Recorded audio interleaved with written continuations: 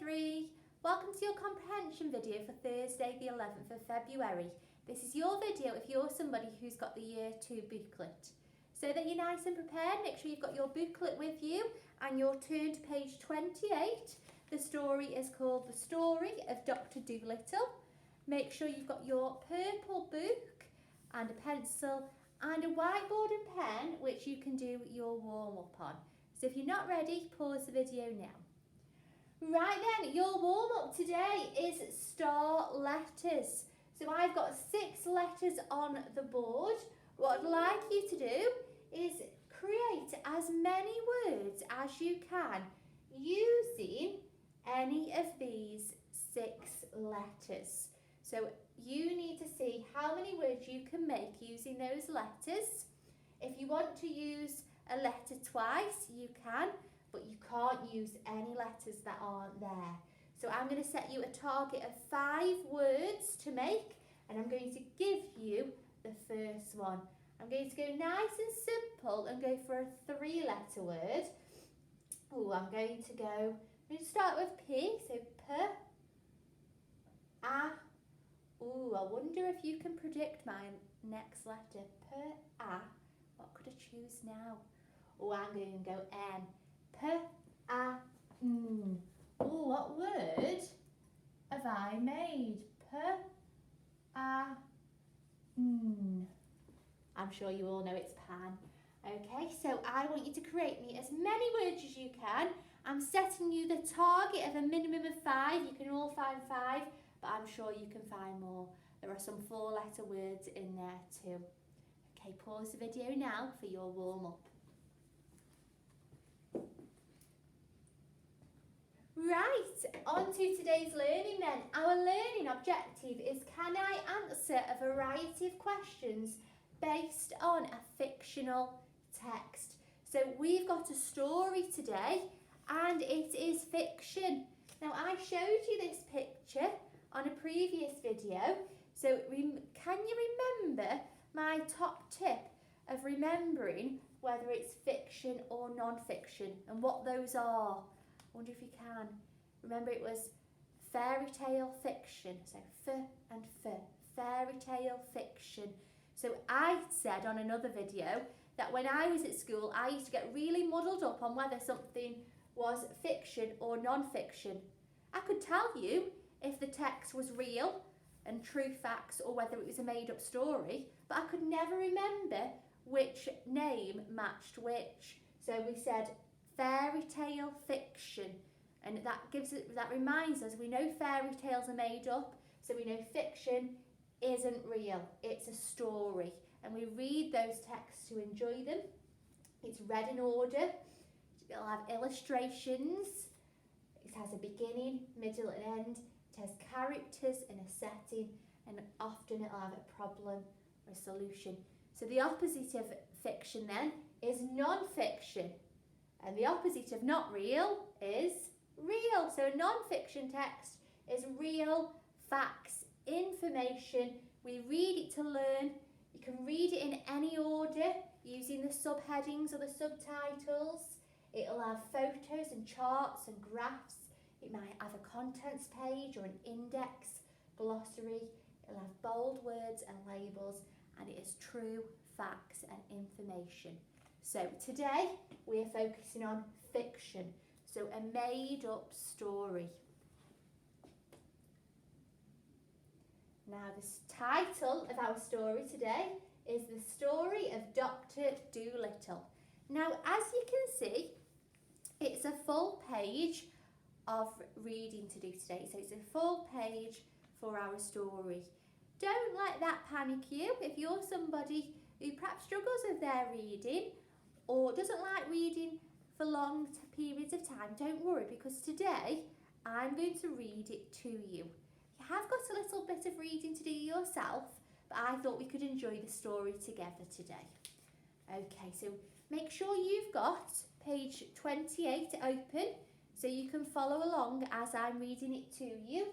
So, once upon a time, many years ago, there was a doctor and his name was John Dolittle.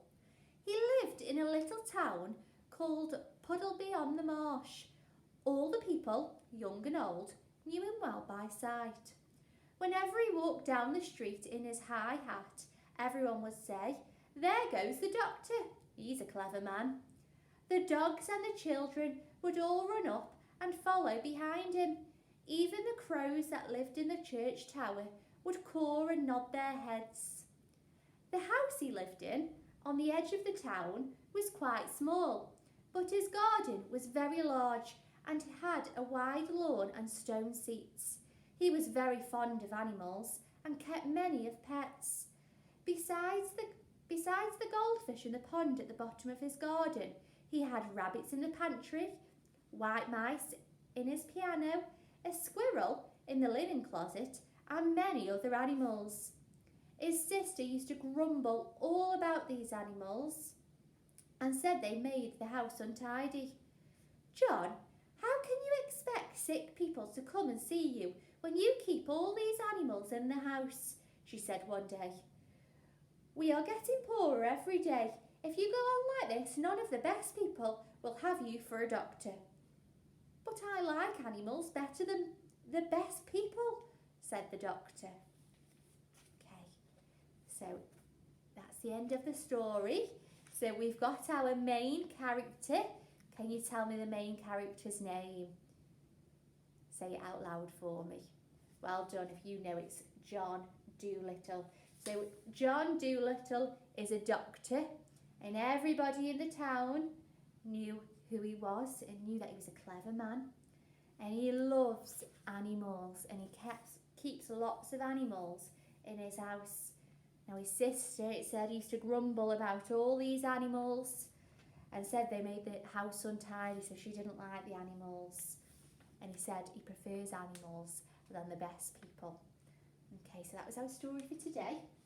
What we're going to do now is we're going to have a little look at some of the questions. Now, I've made it much easier for you today. I've read the story to you. So that you're practicing your reading, what I'd like you to do is I'd like you to choose just one paragraph. Now, I don't mind if it's a big one or you'd prefer to choose a smaller one, but I want you to choose one paragraph to read out loud, just so that you're practicing your reading today. So pause the video now just to reread one paragraph. Okay, we're going to have a look at some of the questions then. So, number 1 says, is the story set in the past, the present, or the future? Copy down a phrase from the text that shows this. So I thought I'd remind us on about what past, present and future is. So, past, present or future. So if something's in the past, we know it's already happened. So it might have been years ago, it might have been yesterday, it might have been an hour ago, but the past has already happened. It's past. Okay, the present is what's happening right now. It's happening now, it's the present. And then I'm sure we all know the future is what's going to happen. So it hasn't happened yet, it's later on, it's what's going to happen. So I've got 3 sentences here, an example for past, present and future. And we're going to pick out the words that tell us whether it's the past, the present or future. So we're going to be looking at some past and present verbs and figuring out what makes them past, present or future. So let's look at my top sentence. I wonder if you can read it out loud. So pause the video now and read the top sentence out loud. Okay, it says, this morning I ate my breakfast. Okay, so we know it was this morning and I ate my breakfast. So ate tells me I've already eaten it. It's past tense. It was this morning. So ate is a past tense verb. I've already done it. So this morning I ate my breakfast. Okay. next one. I am filming this video and talking to you right now. So I am filming. Okay, it's happening now. I am talking. It's happening now. And I've also added that information right now. So it tells us it's present. It's happening now. Okay, if it was yesterday's video, I could say, I filmed a video yesterday. So it would be filmed. And it's got ed rather than ing on the word film. So ed, remember Uncle Ed, it tells us it's past tense. Ing tells us it's present. Okay, so I am filming this video and talking to you right now. If it was yesterday, I filmed a video and spoke to you yesterday. Or I talked. Okay, last one. I am going to go for a walk later this afternoon. Okay, so I am going. I've got the verb walk. It could have been walked. I walked somewhere. That'd be past tense. So walk is present. And I've said later this afternoon. So that tells us it hasn't happened yet. So it's going to happen in the future. Okay, so that's a bit of a reminder of past, present and future. So let's go back to our question. It says copy down a phrase from the text that shows this. So have a little read of the opening paragraph or the opening sentence. What tells us about when the story happened? Have a little look, I'm sure you'll find it pretty quick. Okay, number 2, it says the people in town know Dr. Dolittle by sight. What do you think this means? Now I'm going to reread that part of the story to you so you can have a little think. It says, he lived in a little town called Puddleby on the Marsh. All the people, young and old, knew him well by sight. Oh, they knew him well by sight. Have a little think about what sight means. Okay, on to the next one. Which animals does Dr. Dolittle keep in his garden? So a key word in that question is garden. So what I'd like you to do is skim and scan the text and find me the word garden. Read that sentence and it will tell you which animal lives, which he keeps in his garden, which lives in the garden.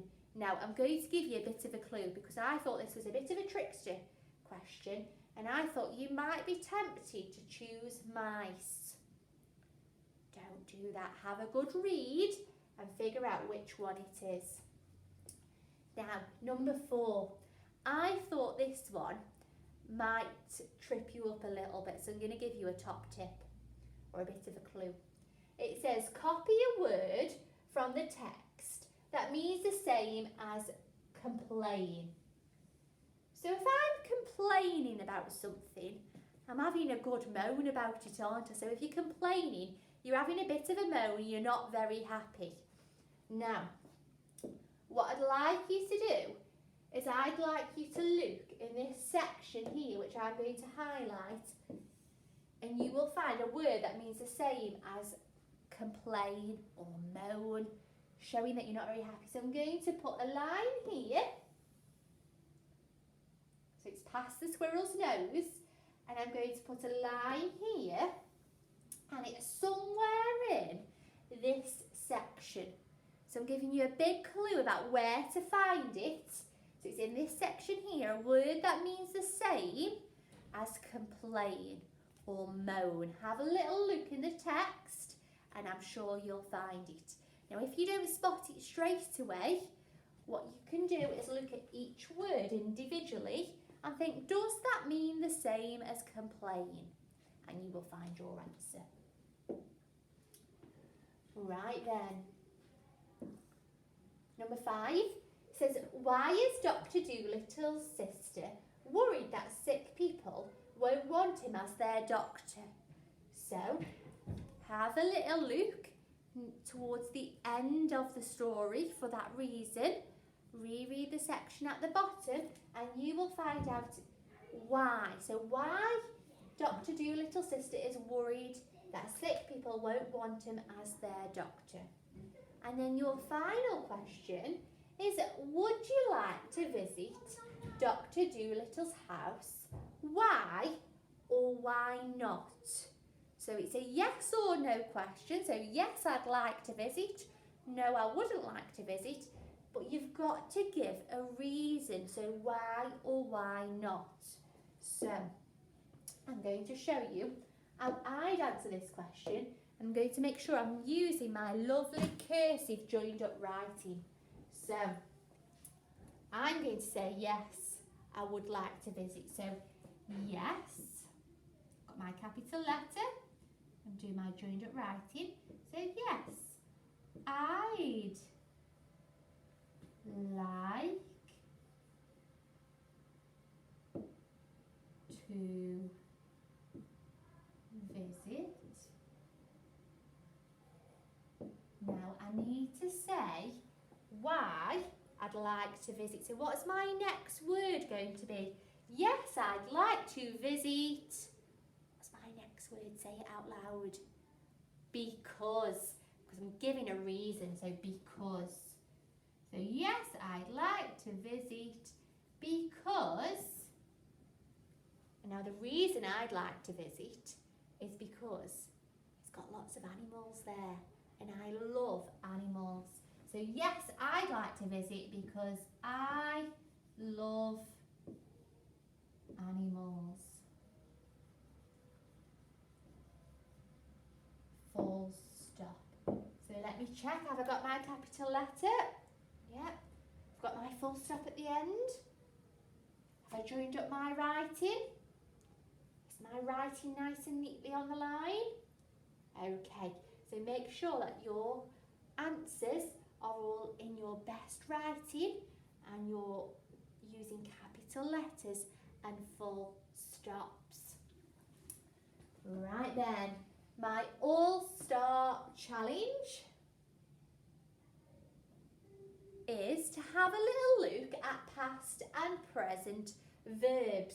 So remember my little poem for verbs. So it goes, a verb is a word, it's an action word. If you can do it, it's a verb. So a verb is an action word. And we have past and present. So I've already told you one. Yesterday I filmed a video. So filmed would be past tense. It's something I did. Okay, if I was holding my camera, I'd be filming. So I filmed. If I'm doing it now, I'm filming. So that's the past. Oops. That's the present. Okay. Now I am walking before I walked. What I'd like you to do is write me a title of past and present in your purple book, and I'd like you to sort me these words on the board. So I've got 8 words. You need to read them and decide, are they past? So have you already done it? Or is it a present tense verb? Could it be happening now? Now, if you're struggling, my top tip is try to use the word in a sentence, and that will give you a bit of a clue. Okay, so it might give you a bit of a clue about whether it's already happened or it's happening now. So you could say it out loud in a sentence, so use the word in a sentence to figure out whether it's past or present. Right, I'd like to give a shout out now. So a big well done to Holly Bell. I've noticed you're trying really, really hard in your literacy work, and you're doing all of my warm-ups, all of my challenges, and you're really working hard to improve your handwriting too. So a big well done. Okay, Those are your tasks for today. I can't wait to see how you get on, and I will see you tomorrow.